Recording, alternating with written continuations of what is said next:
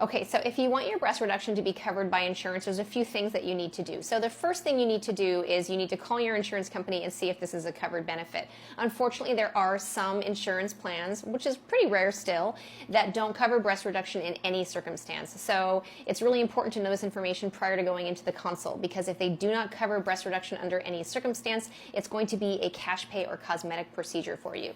Now, if your insurance plan covers a breast reduction, that doesn't mean they're going to cover it for you. That just means that if you meet their criteria, that they're going to cover your surgery. Now, sometimes your insurance plan will give you the criteria. Often they won't, and we won't really know till we submit a pre-authorization.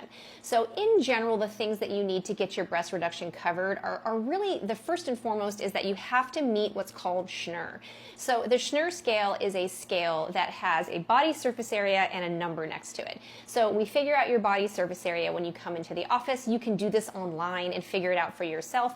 And right next to it is a number. And the number is the weight of tissue that we have to remove from each side to get your surgery covered by insurance. So in general, that's really the only thing you need to get your breast reduction covered by insurance, along with a properly worded note from your plastic surgeon. And so for those of us that do this type of surgery, we know all of the type of questions we need to ask you in the consult and how to document it in the note so that we get all the boxes checked off for your insurance company. Now, patients often come in and see me and they don't meet SNR and they have lists of symptoms. And so they list off all of the things they have: neck pain, back pain, numbness in their hands, rashes under their breasts.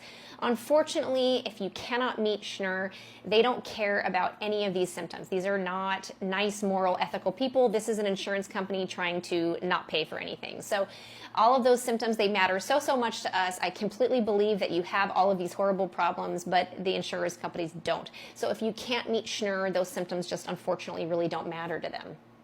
The one thing that's been helpful in my patients occasionally is letters from other physicians that believe the breast reduction would help. So I've had patients where their spine surgeon wrote a letter for them. I had a patient where her OBGYN recently wrote a letter for her. I think it's really important, if you have other physicians who believe the breast reduction is beneficial for you, to write a letter in support, and we can send that off with your pre-authorization. So in general, that's how to get your surgery covered.